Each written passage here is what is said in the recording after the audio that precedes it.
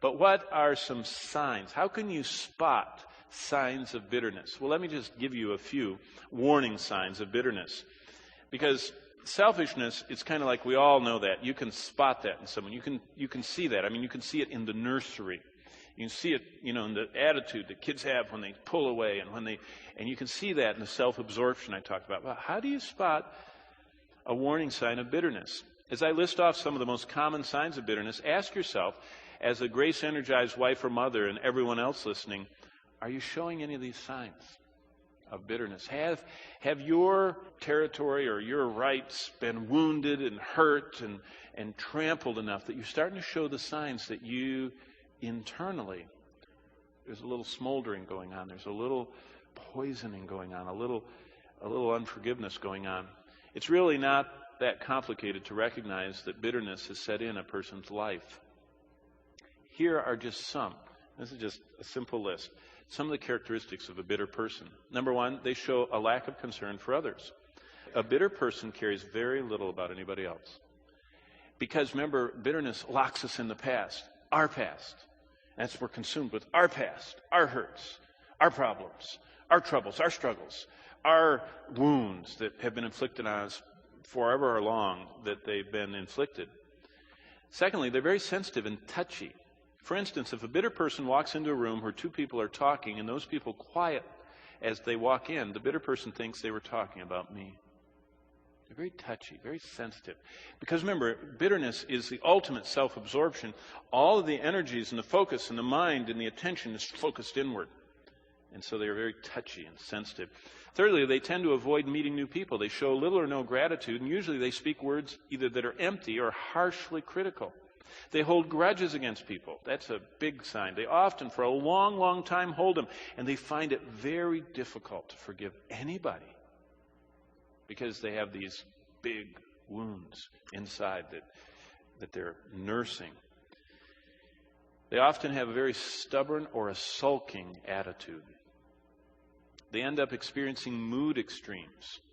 Bitter people usually they're very high and happy one minute, and then the next thing you know, they're so low they can't reach up and touch bottom. They're very pendular. They also have partaken of what we could call the seed of hell. Because one of the worst things about bitterness is it doesn't stop. Bitterness just keeps getting worse. It may only start as a little seed of hurt, but it grows and festers into a very dangerous thing. Those are signs. Bitterness is one of the most deadly cancers of all the spiritual life of the believer. If you're infected by bitterness, get out of your self-imposed prison. Remember Matthew 18, it says, when you're unforgiving and bitterness sets in, you have walled yourself into this prison. Get out of your self-imposed prison. Don't stay in a moment longer. Paul says, the Spirit of God and the power of Christ's cross, and that takes us back to Titus chapter 2, and that's where we're going to end, Titus 2. Go back there with me. I want to always remind you of this, that the way we get out of any struggle with our flesh or the sin or the world or whatever else, and the way we don't stay in a moment longer is that Paul said the Spirit of God in the power of Christ's cross can set us free.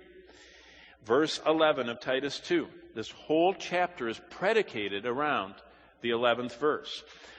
For the grace of God that brings salvation, the same grace that saves us. Okay, that's verse 11. The grace that saves us, verse 12, teaches us. The grace that saves us doesn't stop there. As you receive the Lord Jesus Christ, so continue. That same grace teaches us. What does it teach us to do? Verse 12, deny ungodliness and worldly lusts. At the forefront, selfishness, bitterness. And the grace of God teaches us how to deny, how to say no. So, Paul says the Spirit of God, the power of Christ's cross, can set us free. The escape route has been marked for us by the one who should have had all the reasons in the world to be bitter and was not. Jesus. He should have been bitter. I mean, he was wounded more than anybody. He was more hurt than anyone's ever been hurt. But he never responded in an unforgiving way. What was he saying from the cross repeatedly? Father, forgive them. Father, forgive them. Father, forgive them. Father, forgive them. The construction of that word from the cross, Father, forgive them, for they know not what they do, is a repeated statement. It wasn't a singular. It wasn't a one-time action in the past. Jesus was repeatedly saying, Father, forgive them. Father, forgive them. Father, forgive them. Father, forgive them. That's why he was not bitter. That's why he is such a perfect example. The one who should have been most bitter